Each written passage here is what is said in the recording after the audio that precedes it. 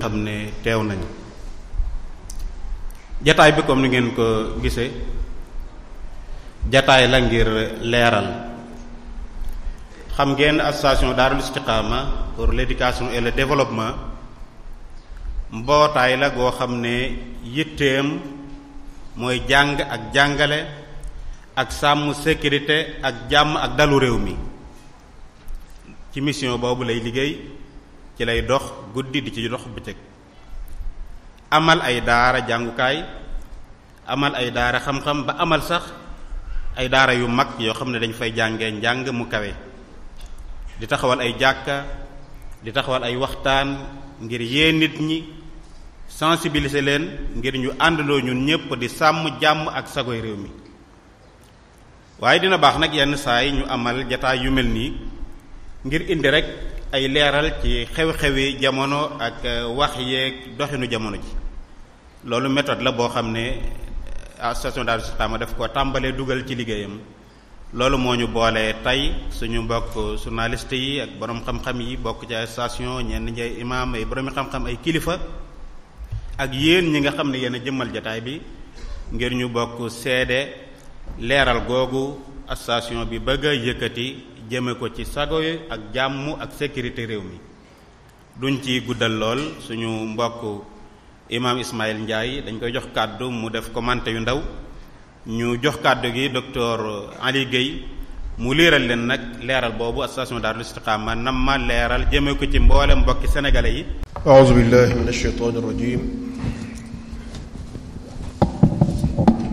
bismillahi rahmaani rahiim. alhamdulillahi rabbil aalamiin.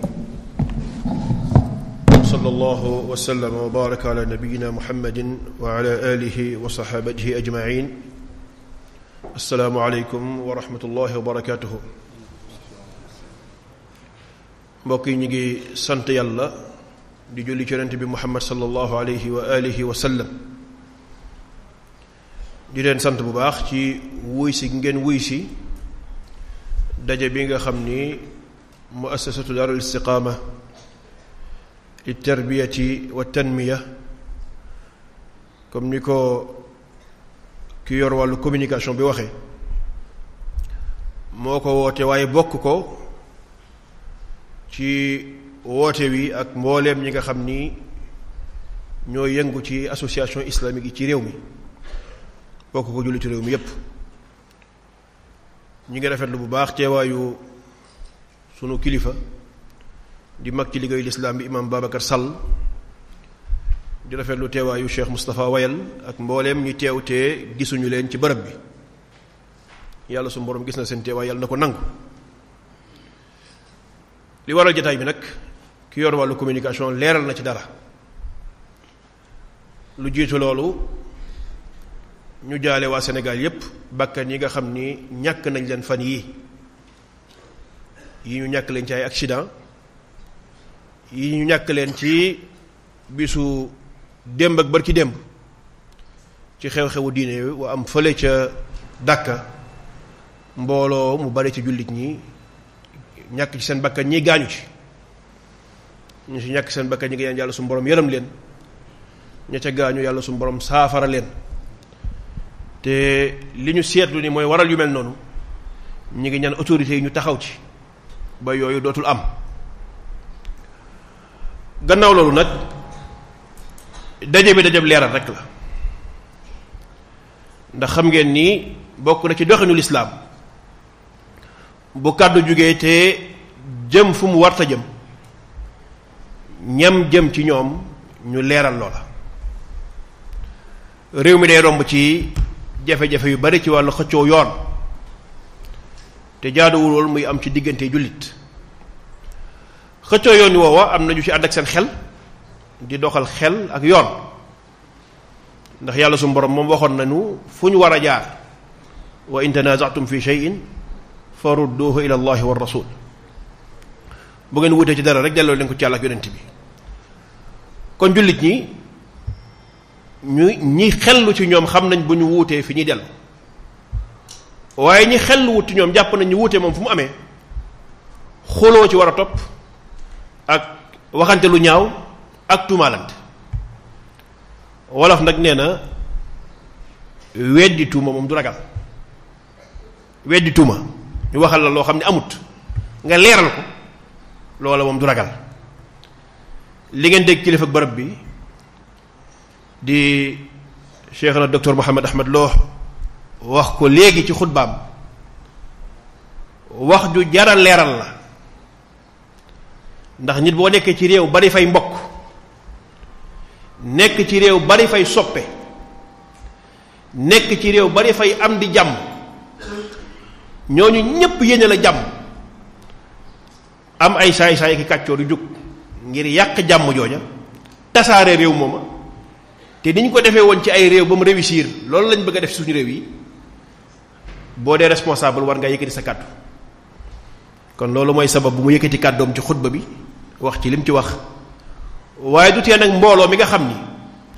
moo ne ci ginnaawam di Daarul Istiqaama mbooloo mooma jëlaat seen responsabilité wax ñi danañu wax ak askan wi yépp leeral leen li xew lu mu doon ak lu ko waral bu ko defee ku nekk amee ci xam-xam ci li xew ak wan taxawaay wa nga ci war a am kon loolu moo sabab jotaay bi duñu dugg ci tomb yi ñu tënk dañ koy bàyyee ki ñu ko dénk muy docteur Ali Guèye mu jàngal ñu ko ci làkk wolof wu ñépp mën a dégg. bismillahi irrahmani irrahim alhamdulillah wasalaatu wasalaamu ala rasulillah wa ala alihi wa sahbihi wa man wala mbokk jullit yi ñu ngi leen di sant yéen ñépp ci seen teewaay fii lii ñuy waaj a béral déclaration la boo xamante ne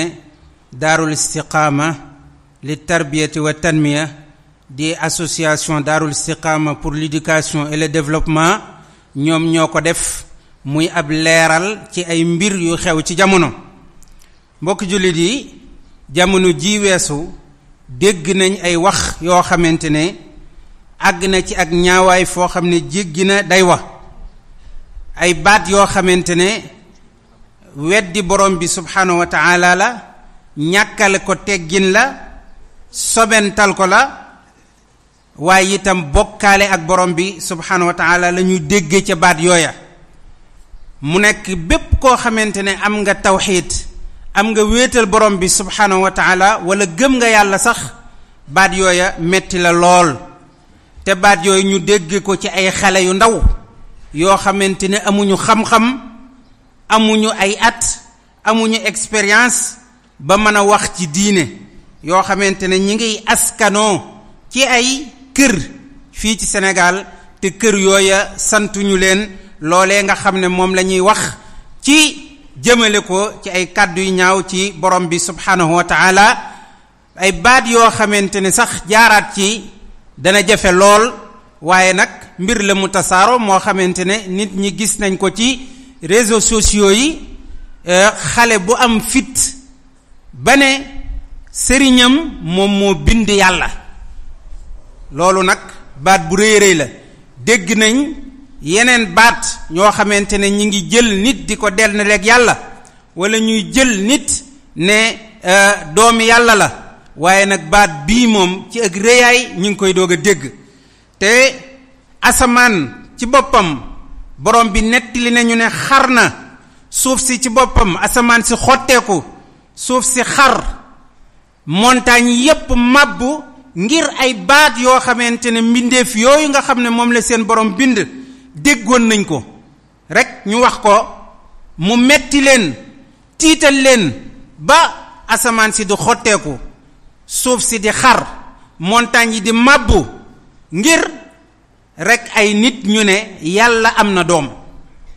yàlla am na doom rek moo taxoon asamaan si def noonu suuf si itam def noonu kon nag mbokk yi naka nag la ab jullit yëg-yëgam nan lay mel jullit boo xam ne dafa wéetal borom bi subhanahu wa taala jullit boo xam ne dafa bëgg borom bi subhanahu wa taala bu déggee kon déclaration wala wax yu mel noonu dafay tiit xolam dafay jax-jaxi ndax kat dafay tiit mbugalum borom bi subhanahu wa taala day tiit borom bi wàccee ci kaw suuf mbugalam ndax wax jooju ñaaw na ba ëpp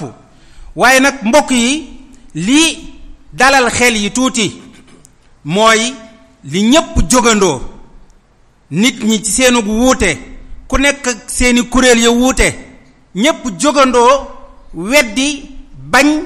dénoncer wax ju ñaaw jooju nga xamante ne dégg nañ ko. loolu kat luy bégloo xol la ñun fii ci association bi dañu ci bég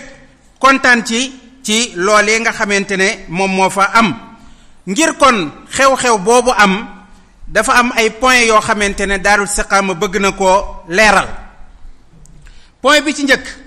mooy ne dëgg dañ ko war a leeral, li nga xamante ne mooy neen dañ ko war a dénoncer. moo fu mu mën a jóge nag, nit ku mën a jóge ak mbooloo mu mën a jóge rek, bu fekkente ne dëgg la dañ naan lii dëgg la, bu dee lu dul dëgg dañ naan lii du dëgg, jaaduwut. kon loolu mooy li nga xamante ne moom la ñu war a njëkk a leeral. ci loolu moo tax ki nga xam ne mooy raisu Daarul Istiqaama di suñu sëriñ ak docteur Mouhamed Ahmad Lo, bi mbir moomu xewee ñu daldi ko ci laaj ci benn émission boo xamante ne fatwa la tudd ci benn rajo, ñu laaj ko ci mbir moomu am loo ci wax ak loo ci xalaat, mu daldi cay leeral bu leer naññi lan mooy taxawaayu lislaam ci mbir moomu, teg ko ci alquran ak ci sunna. loolu mooy li nga xam ne moo war itam bépp jullit boo xamante ne dégg nga lu jaaduwut nga leeral ko, ndax borom bi subhanahu wa taala nee na ñun xeetu yonent bi li ñu ràññatle ak yeneen xeet yi mooy dane kuntum xayra ummatin uxrijat linnaas ta'muruuna bil ma'rufi wa tanhawna anil munkar. bu ñu ko bàyyee rek du ñu nekkati ñu gën ci xeet wi, mooy di digle lu baax di tere lu bon. kon nag ba mu déggee lu bon leeral na ko, tere na ko, moytandikuloo na jullit ñi itam ñu tàbbi ca loolu. beneen mbir bi nga xamante ne itam waa Daarul Istiqaama ñi ngi koy rafetlu mooy taxawaay yi nga xamante ne kilifa yi am nañ ko ci mbir moomu, rawatina kilifa yi kër ga nga xamante ne fa lay askanoo. ndax kat déggoon nañ ay déclaration yoo xamante ne ñi ngi ko déggee ci làmmiñu Cheikh Mouhamadul Fadal ibnu Abdul Qadir nga xam ne mooy imaamu grande mosquée bu Touba, ay déclaration yu jiitu woon yoo xamante ne doon na ci aaye wax yu mel nii, doon na ci aaye ëppal gu mel nii, te mu waxoon ko ci turu xalifa bi. loolu itam Daarul Istiqaama daf koy rafetlu. bokk na ci itam ñetteelu point bi mooy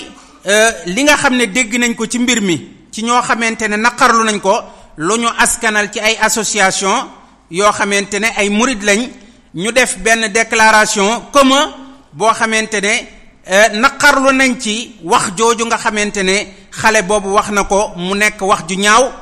ñu dolli ci woo nit ñi ne nañu dem jàngiwaat li nga xam ne mooy tawxiid, nañu ko jàngal xale yi, suuxat leen ci, saxal ko ci seeni xol, ba nga xamante ne bu ñuy màgg dañuy màggaale tawxiid, bala ñuy tàbbi ci tooxi doone yii nga xam ne moom la xale bi tàbbi. te am na yeneen xale yu mel ne moom ñoo xam ne ñi ngi nekk ci yoon woowu mu jaar. loolu itam Daarul Istiqaama rafetle na ko. waaye nag ca même déclaration booba dañoo caa am mbetteel, parce que kat ginnaaw ba ñu ñaawloo loolu ba pare dafa mel ne déclaration ba dafa mujj wëlbatiku nag nekk procès boo xamante ne ñi ngi koy defal association islamique yi ak ñi nga xamante ne dañoo bëgg a tënku ci alquran ak sunna. ñu tuumaal leen ay tuuma yu ñaaw a ñaaw yoo xamante ne dara wéru ca, loo xamante ne dañuy falsifier ay dëgg yu leer naññ, ak ay tuuma yu ñaaw yoo xam ne teg nañ ko ci ñoo ñi nga xam ne liñ leen xame lépp, rawatina seen sëriñ sa nga xamante ne ñoo leen jiite, lañ leen xamee mooy woote ci wasatiya, nekk ci juste milieu bi, sax ci digg bi, bañ a ëppal bañ a yéesal. ci loolu itam la ñuy woo nit ñi ak di leen woo bil xikma wal maw'izati al xasana, di leen woo boo xamante ne ni du ñu leen bunduxataal, du ñu wax lu ñu warta wax, du ñu def loo xamante ne itam waruñu koo def. ñooñu nag ñu tuumaal leen, te tuuma jañ leen tuumaal dafa rëy ba ëpp. bokk na ci lañ leen tuumaal te suñu sëriñ leeral na ko léegi, mooy ne ñoom dañoo takfiir, dañoo yéefarloo bépp boroom xam-xam ci xeet wi, bépp boroom xam-xam ci xeet wi rek noonu lañ ko tuddee. jamii ulamaail umma lañ wax, boroom xam-xamu xeet wi yépp nee nañ yéefar lañ, daal di cay tudd ay tur, tudd ay kuréel, tudd sax ba àgg ci ne ñooñu noonu ñu yéefarloo kilifa yooyu yéefarloo ko mbooloo yooyu noonu la ñu yéefarloo itam suñu sëriñ yi fii yépp Sénégal moo xam ñi ciy dund la moo xam ña ca faatu la. loolu nag ñun ba ñu ko déggee dañoo wax la borom bi subhanahu wa taala waxoon ne subhanak hada buhtaanun azim ya'idukum allahu an ta'udu li mislihi abadan in kuntum mu'minin. suñu yaay Aïcha ba ñu ko tuumalee tuuma ju rëy ja borom bi subhanahu wa taala ne jullit ñi loolu day ba ngeen ko déggee waroon ngeen a wax ne lii aw duur wu rëy la lii day dara du ci dëgg lii day dara amu ci te itam na ngeen moytandiku mukk bañ a dellooti ci wax ju mel noonu. ñooñu itam kon liñ leen di wax mooy tuub leen te wax ju mel noonu ngeen fexe ba bañ cee dellooti ba faw. mbokk yi bokk na ca kañu ca tuumaal mooy ki ñu tudd ne dafa taalif ab téere ne téere boobu ku ko liir ay fatwaam te téere boobu ka ko taalif mooy Cheikhna docteur Mouhamed Ahmed Lo mi nga xam ne moo jiite association bi. ñu ne ku liir téere booba déglu ay fatwaam la nga cay fekk yépp mooy yéefarloo xeet wi yépp. mbokk yi képp koo xam ne xam na cheikh boobu wala mu jàng ay téereem wala mu déglu ay enregistrement yi nga xamante ne mi ngi fépp foo dugg ci net bi gis ko di nga xam ne ñooñu la ñuy wax sorente na lool ak dëgg. da nga xam ne cheikh boobu sorente na lool ak ëppal sorente na lool ak teengal sorente na lool ak di kéefarloo ak di génne nit ñi ci diine ji wala mu leen di cosaanal ci bida ci loo xam ne tegu ko ci xam-xam tegu ko ci laaye ju leer naññi wala sunna yonent bi sallallahu alayhi wa sallam bu leer naññi. ndax mbokk yi taxawaay boobu nga xam ne moom la cheikh bi am ci buntu boobu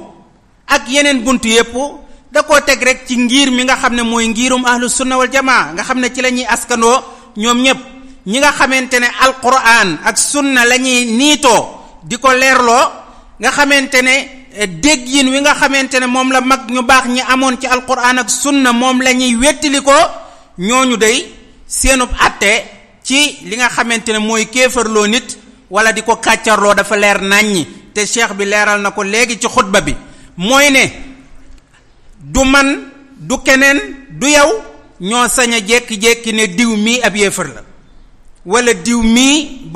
nitug bidaa la wala diw mii ab kàccoor la. loolu atte la boo xamante ne yàlla moo ko moom akub yonentam ci attey sharia yi ci la bokk. moo tax ñoom li ñu gëm mooy ne ku nekk dañaa war a teey ci mbir moomu bala ngay atte kenn nga atte ko ci attin bu leer naññ. moo tax ñoom du ñu ne kenn ab yéefar la wala kenn ab kàccoor la lu dul koo xamante ne alquran ak sunna moo leeral naññi ne diw moomu ab yéefar la wala diw moomu ab kàccoor la. moo tax njëkk ñuy àtte ab jullit ñaari mbir yi fokk ñu xool ko. beneen bi ci njëkk mooy danañ xool alquran ak sunna ndax ñoo tegtale ndax ñoo wax ne wax ji wala jëf ji ku ko jëf ab yéefar nga wala ab kàccoor nga fokk ñu xool ko ba pare du caageen ñun ñooy xool suñu bànneex. ñaareel ba mooy bu ñu xoolee alquran ak sunna ne jëf ji wala wax ji ku ko wax wala wax ji waxu kéefar la wala jëf ji jëfu kéefar la danañ xool ndax wax ji atte bi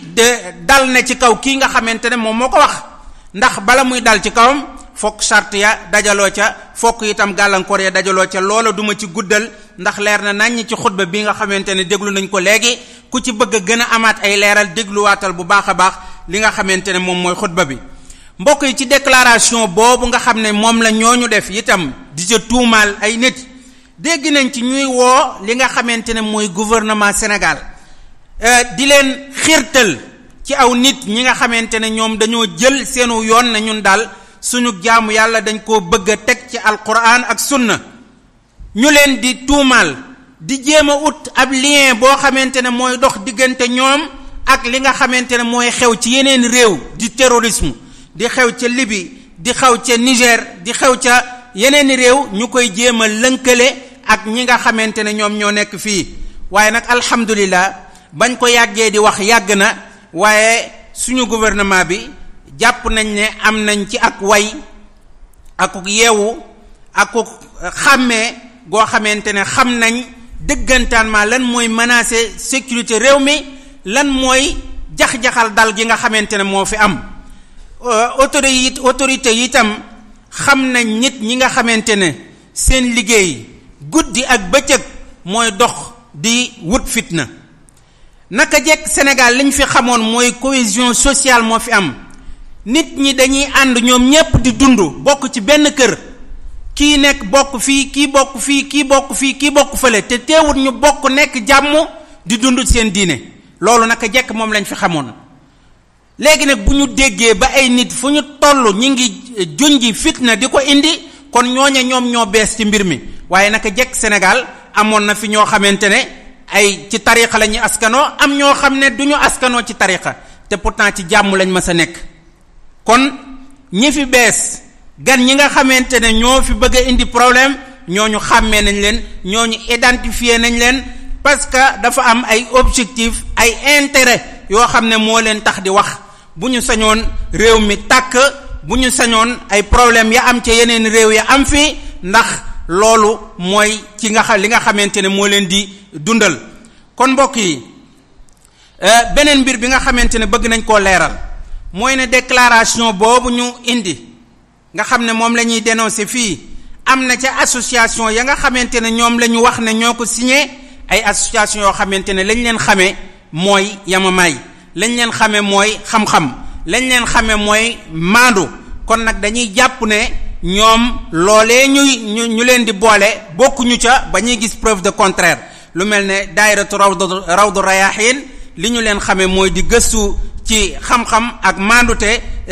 kon loolu dafa am ci seen biir ñoo xam ne ñépp xam nañ leen ci biir déclaration booba ñooñu ñooy wax yu mel nii mbokk jullit yi juróomeel bi te nga xam ne moom la ñuy mujje mooy nag ñi ngi tàllal suñuy loxo ñun association bi jëme ko ci autorité yépp jëme ko ci kilifa diine yi jëme ko ci kilifa àdduna yi jëme ko ci ñépp ñoo xamante ne nii am nañu fiir ci seen diine am nañu fiir ci sécurité réew mi am nañu fiir ci dal am ci réew mi pour ñépp nag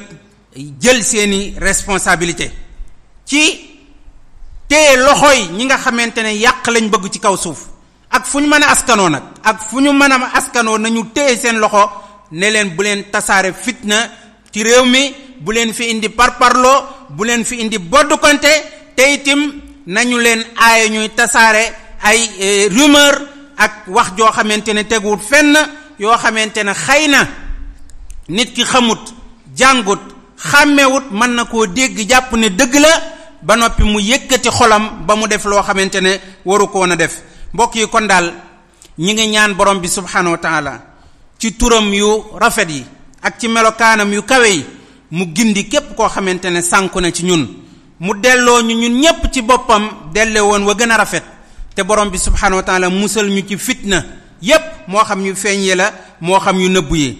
ñi ngi ñaan moom borom bi subhanahu wa taala képp koo xamante ne namm nga lu ñaaw ci suñu réew mi wala nga namm ko ci suñ diine ji yal na lal na loolu nga yéene woon këpp ci sa kaw yow kese te musal ñi nga xamante ne mooy réew mi ak waa réew mi subhana rabbika rabbil izzati amma yasifun wa salaamun ala al mursalin walhamdulillahi rabbil alamin. L'appel à cette rencontre d'aujourd'hui n'est pas dû à cette rencontre-là que des gens ont organisée dans un lieu, je ne dirais pas inconnu, mais pour lequel beaucoup de gens ne s'attendaient pas à ce que ce genre de déclaration vienne de ces lieux. Les gens n'étaient pas au courant, mais c'est nous qui avons jugé nécessaire le fait de vous convoquer et à travers vous parler à toute la population sénégalaise sur les dangers qui guettent notre pays. Ce qui a été dit a été d'une grossièreté indescriptible. Nous avons entendu, le Coran nous l'a relaté, des gens dire qu'ils sont Dieu,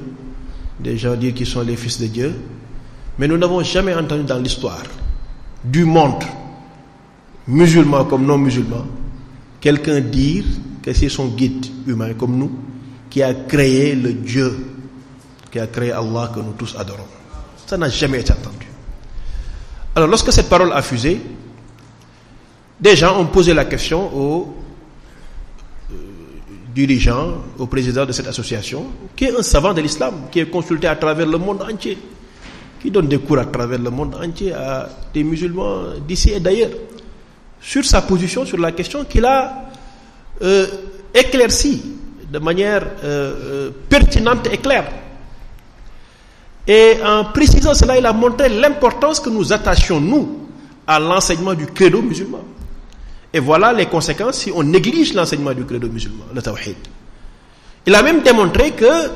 ce jeune n'a fait que répéter des paroles qu'il a entendues de certains,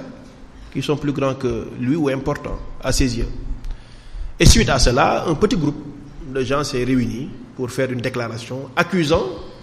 le cheikh qui a fait cette fatwa-là de tous les noms. Vous avez entendu ce qu'il a dit lors du sermon. Et que donc c'est pour éclairer la lanterne des Sénégalais, éclairer, pas aux autorités directement parce qu'ils connaissent mieux que nous tout ce qui se passe, mais freiner l'ardeur de ces destructeurs, de ces affabulateurs qui cherchent à semer la discorde et la zizanie dans ce pays. Et que donc la quintessence et le résumé de cette déclaration, c'est de vous dire que nous estimions à sa plus grande valeur les déclarations issues de la communauté mouride condamnant ces paroles. Nous estimons la déclaration de tous les autres Sénégalais qui ont condamné ces paroles. Nous nous portons en faux par rapport à ce que disent certains, accusant les savants de l'islam d'excommunier les savants de ce pays. C'est faux. Ça ne se retrouve nulle part dans leurs écrits. C'est juste de la conspiration, c'est de l'affabulation, c'est des gens qui cherchent à créer la discorde. On a même entendu un chercheur qui se dit spécialiste du radicalisme, etc., qui a sorti un article pour dire ce que je vous disais il y a quelques années. Donc qui saute sur toutes les occasions. Mais Dieu sait qu'il n'aura jamais gain de cause. Et ce pays-là sera un pays stable, sera un pays de paix, sera un pays de cohésion sociale. Voilà ce que je pourrais résumer en quelques mots. Wassalamu alaikum wa rahmatullah. jërëjëf suñu mbokk journaliste yi nga présenté wu joxe sa tur joxe benn laaj. waaw asalaamaaleykum mbooloo mi. waaleykum salaam. maa ngi tudd Amary Gueye nekk journal bu ñuy wax l'Observateur. question bi ma amoon di ko posé dafa am benn ay waxkat en tout cas ñoo xam ne dañoo xam-xam ci jamono ne guerre mondiale soo moytul yii di ñëw ci jamono li ko nar a indi soo moytul guerre de religion lay doon. xaw ma ndax wax nañ dëgg wax luñu wax ñu dëgg waaye l'histoire est en train de le déjouer parce que am na ñoo xam ne ñu ngi mbubboo l'islam di rey ay nit de façon massive et à grande échelle. fii Sénégal tamit ñun dañ koy wax te dee bu ñu deful ndànk parce que l'islamu Sénégal ñaari pàcc rek la ñi nga xam ne dañoo gëm tarixa ak ñi nga xam ne dañ leen di woowee ibaadu en attendant ñu tas la mooy tarixa ak ibaadu parce que xool nañ fi avant wax bi li waral seen déclaration bi am na fi ay coow yu fi jib jouru gàmmu xaw ma veyu gàmmu te Dakar am na benn ku ñu fu lynché parce que dafa doon wax ne gàmmu bidaa la avant loolu am na lu xewoon Rufisque y a des cas isolés en tout cas yoo xam ne si on y prend garde ça peut dégénérer. léegi lan moo tax yéen association islamique yi duñ leen dégg lu dul rek coow dafa jib wala jëye am pourquoi ne pas procéder ce que les doigts appellent procéder par anticipation parce que ñu ñëpp ñoo bokk diine donte am na ay wuute mais am na xam ne ñu ñëpp tarixa yi ñoo ko bokk ak ibaadu yi pourquoi mu ñu def benn plage boo xam ne Sénégal dafay am loo xam ne moo ëmb l'islam bi yëpp ak voix yëpp pour que li nga xam ne en tout cas mën na indi musiba ci Sénégal ñu prévenir ko.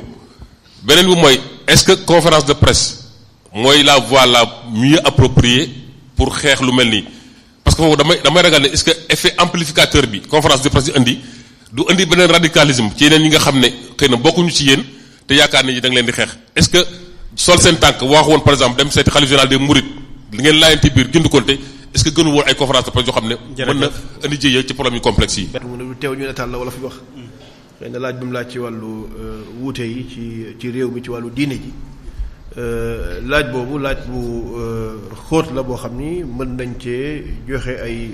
explication yeneen dañu wax ni rek l'islam moom ni ko mbokk mi waxee ku nekk yaay xool yi la doy nga tànn ko muy ni ngay jaamoo yàlla te kenn warta imposer kenn voie bu muy jaamoo yàlla loolu moo fi mës a nekk tarixa yi dañoo ñëw fekkoon fi ay jullit Sénégal l'islam dugg na fi bu yàgg-yàgg l'islam dugg na fi ci 11e siècle tarixa bi fi njëkk ci 17e siècle la ñëw donc l'islam nekkoon na fi nit ñi di ko dund te amul woon tarixa donc après ci la tarixa yi sosu biñ ñëwee aussi ñu yaatal leen ñi fi nekkoon yaatal leen ñu ànd ak ñoom dund ba tey xëy na seen méthode ak seen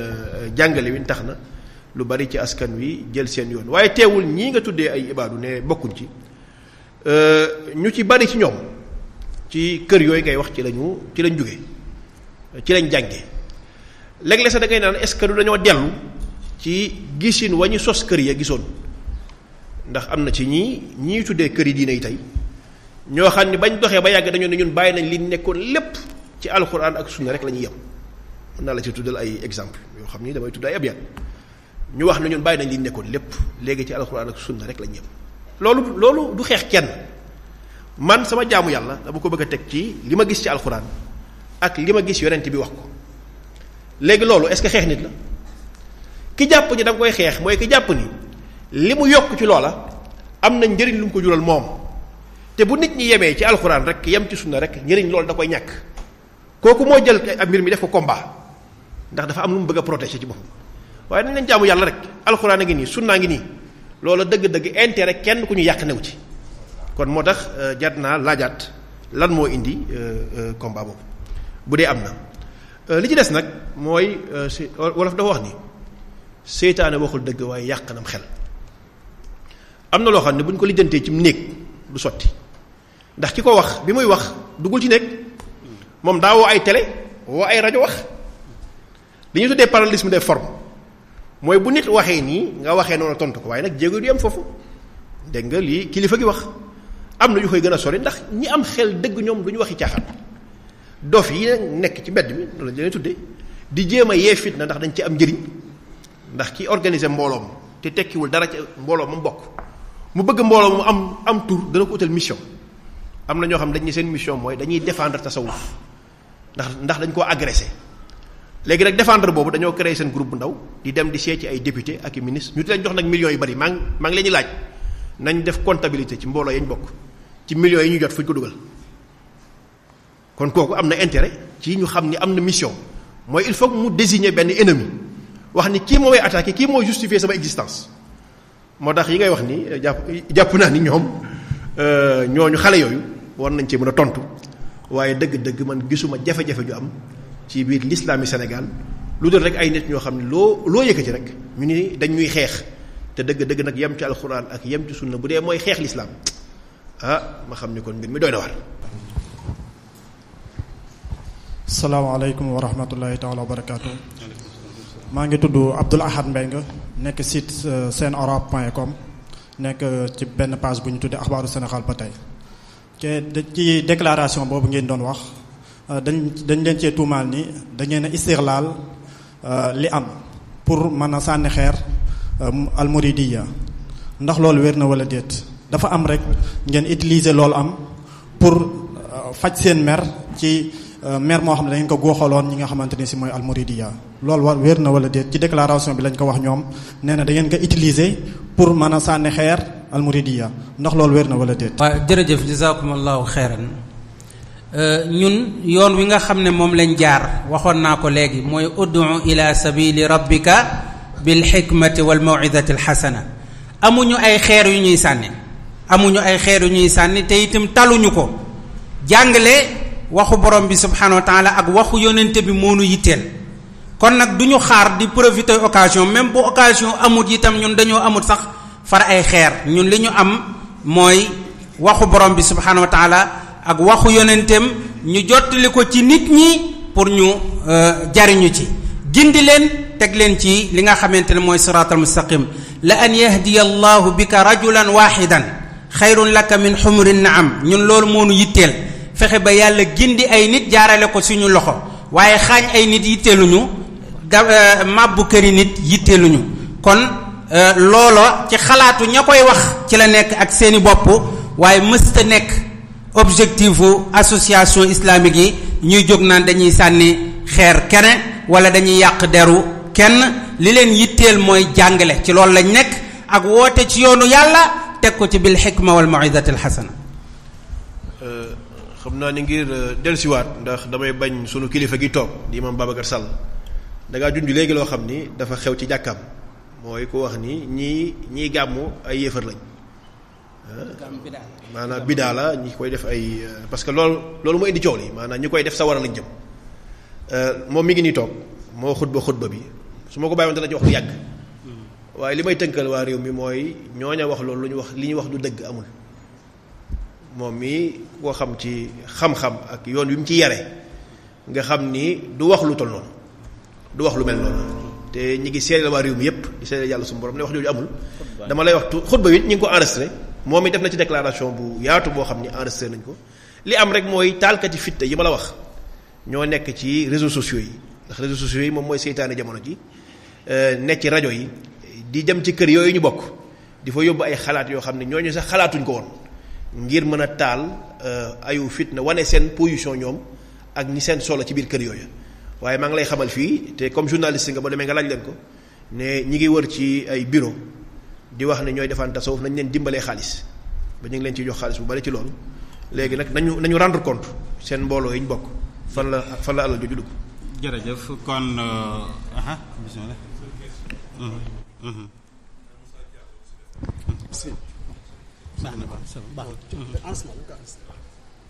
salaamaaleykum Moussa Thiam la bu Sud FM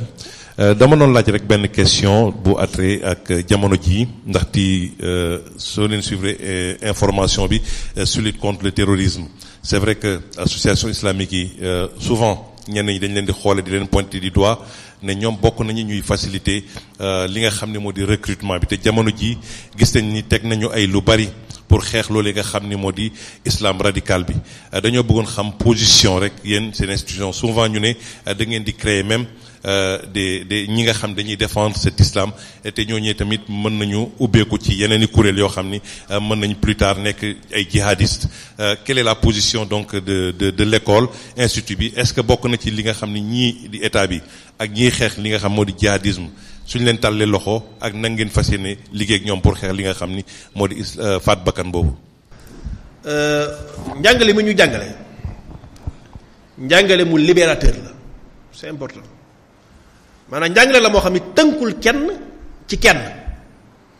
daf laa tënk ci yàlla ak yonent bi sallallahu alayhi wasallam wax leen diw ngay jaamu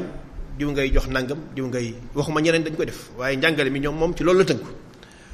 njàngale bu mel noonu nag mën naa tinki mbooloo bu bare bari mbooloo nag boo leen tinkee jàppal ni am na ci boroomi xel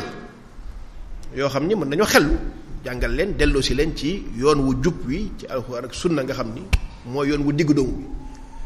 wi du ñàkk mu am nit koo xam ni moom bi mu tinkee ko dafa jàpp ni dara tënkatu ko mu dem dugg ci lu ko neex ndax dañuy wax ni 5000 personnes jëlal jumaay université Dakar wala jumaa ji yi fiy jullee gis naa kenn ca jumaay université ñu ni jàkk jaar na ca jàkka ja dem na ca mbooloo yooya ba tax na 4999 ñoom ñëpp ay dof lañu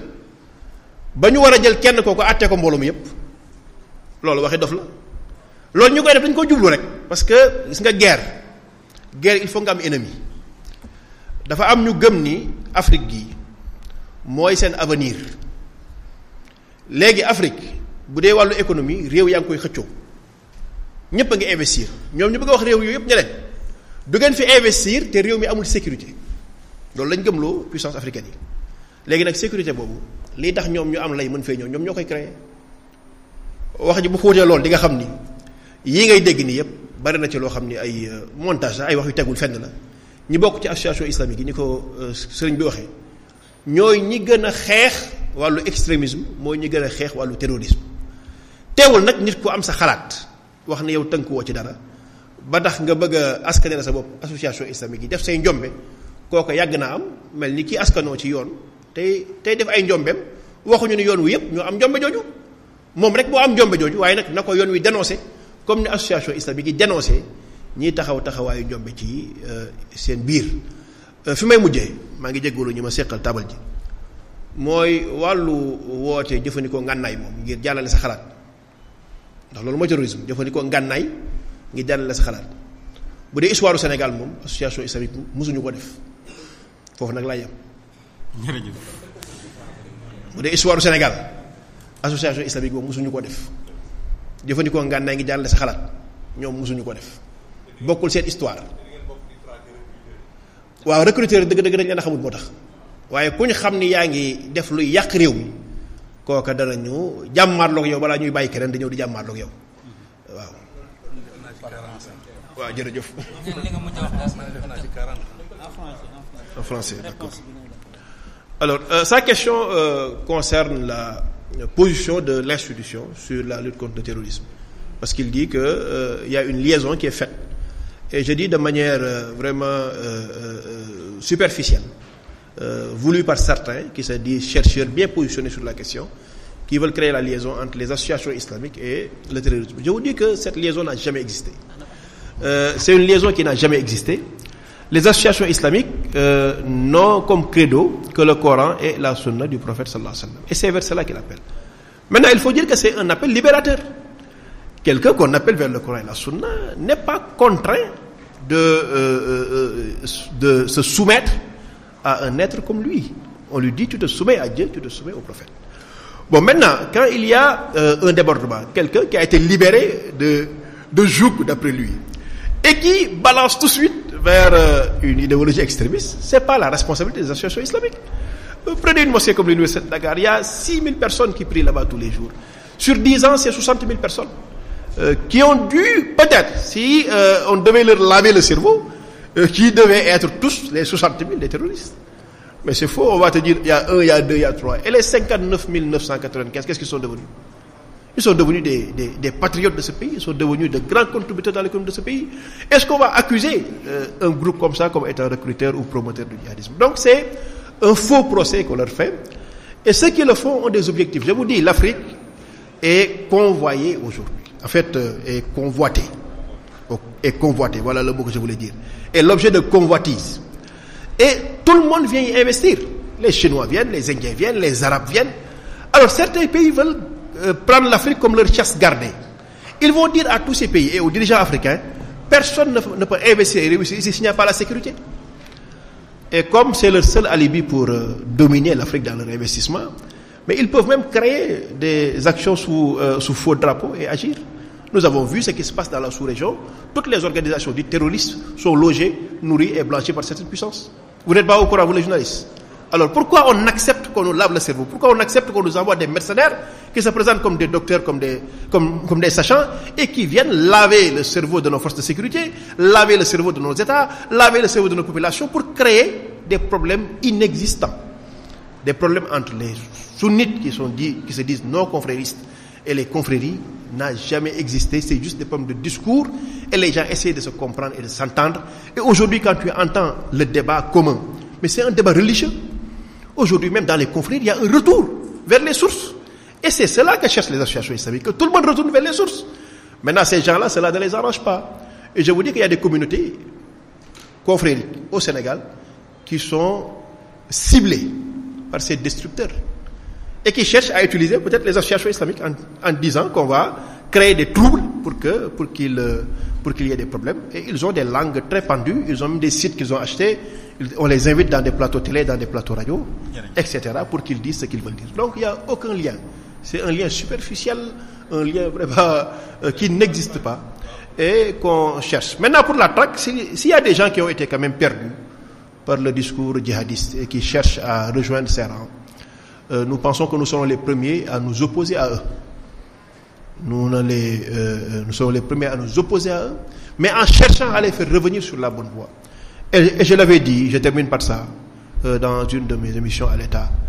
tous ces jeunes-là qui sont dans le désert libyen et tout ça, mais c'est des jeunes qui étaient partis pour la plupart pour traverser et aller en Europe. Mais on les a pris en otage là-bas. Lorsque je l'avais dit, on m'avait dit que ce n'était pas vrai, que c'était des djihadistes qui étaient partis. Aujourd'hui, les informations confirment que c'est des jeunes qui étaient partis pour voyager et qu'on a retenu là-bas en otage. Et que donc, c'est de l'irresponsabilité de certains de nos gouvernants qui nous ont amenés à cela. Il faut qu'ils prennent leurs responsabilités, faire revenir ces jeunes et les réinsérer, ce qu'on a pris dans les prisons de manière injustifiée, qu'ils soient libérés et que ce pays-là retrouve sa cohésion et son harmonie et aille de l'avant. C'est cela qu'on voulait dire.